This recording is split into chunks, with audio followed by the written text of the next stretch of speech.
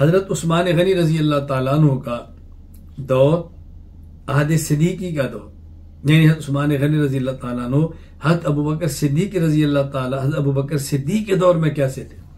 عہد صدیقی میں عثمان کے کارنامے دیکھیں۔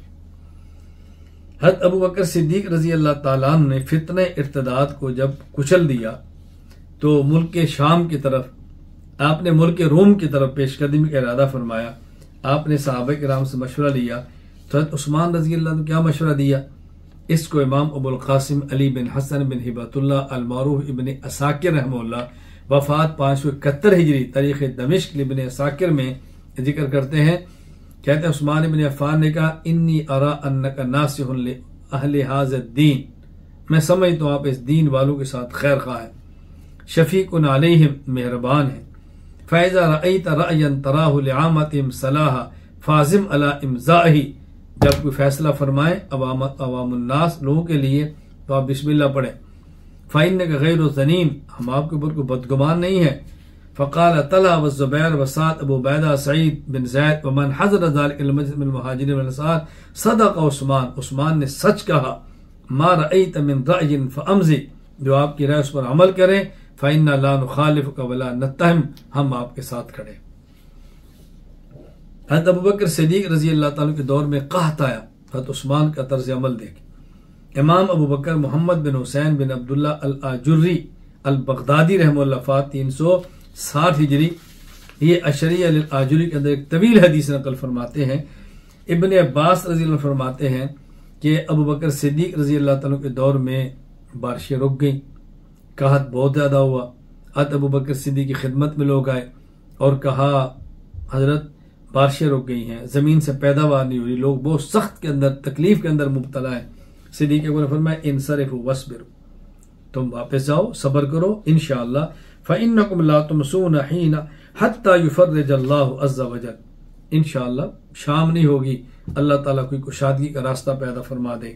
کہتے ہیں فما لبثنا الا قلیلا، اللہ اکبر، ابھی تھوڑا وقت ہی گزرا تھا، حضرت عثمان غنی کے لوگ جو ان کی طرف تجارت کرتے تھے شام سے مال لے کر آئے۔ 100 راحلہ، 100 اونٹ گندم اور غلے کو لے کر آیا۔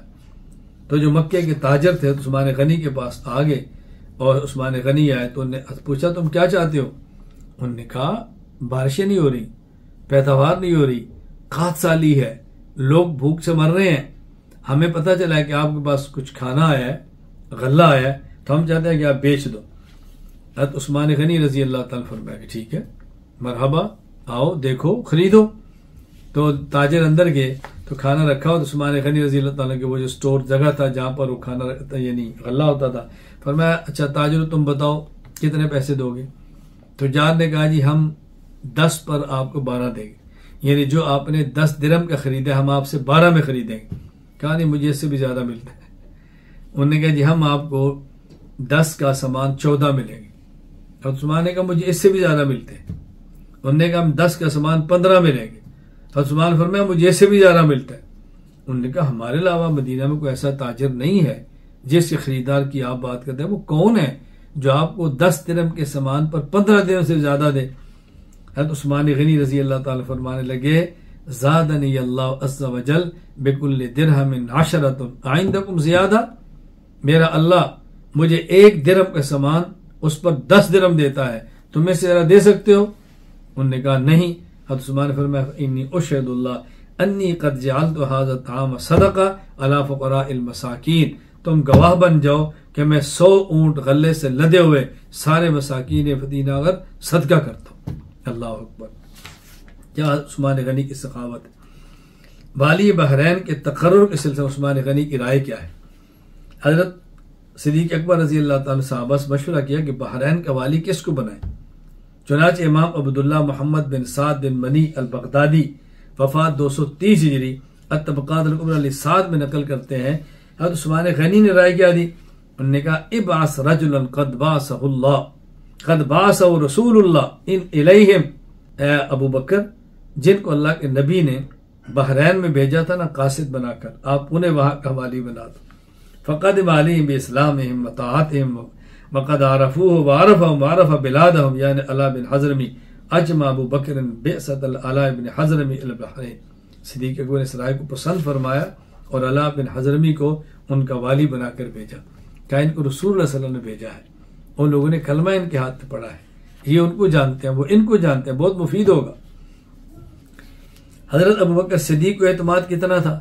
امام ابو جعفر محمد بن جریر بن یزید الطبری رحمہ اللہ وفات 310 ہجری تاریخ طبری تاریخ الرسل والملوک میں لکھتے ہیں کہ حضرت عبید فرماتے ہیں ان ابا بکر الحج, ابو بکر صدیق نے حج فرمایا فی سنتی سنت 12 ہجری کو 12 سن ہجری کو واستخلف علی المدینہ عثمان بن عفان, اور آپ نے عثمان رضی اللہ تعالیٰ عنہ کو اپنی عدم موجودگی میں اپنا نائب اور مدینہ کا حاکم مقرر فرمایا.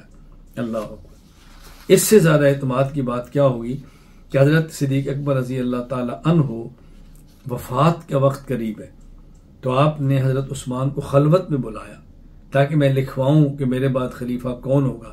تو آپ طرز عمل ذرا دیکھیں. حضرت امام ابو الحسن علی بن ابو الکرم محمد بن محمد ابن اسید الجزری رحمہ اللہ وفات 630 ہجری الکامل فی تاریخ میں ذکر کرتے ہیں کہ ان ابا بکر احضر عثمان بن عفان خالی لیکتب عہد عمر, آپ نے بلایا خلوت میں اور فرمایا اکتب بسم اللہ الرحمن الرحیم, لکھو ھذا معاہد ابو بکر ابن ابی قحافہ علی المسلمین, یہ ابو بکر کی تحریر ہے جو وہ لکھ رہے ہیں. اما بعد, یہ لکھا اور اس کے بعد ان کے اوپر بیہوشی طاری ہوگی. فکتب عثمان اما بعد فانی قد استخلفت علیکم عمر بن الخطاب ولم آلوکم خیرا. حضرت عثمان نے اپنی طرف سے لکھ دیا کہ ابو بکر صدیق کی طرف سے جملہ کہ میں اپنے بعد عمر بن خطاب کو خلیفہ بنا لوں, اور میں نے حتی الامکان کوشش کی ہے کہ اس کے اندر خیر کے فیصلے کروں.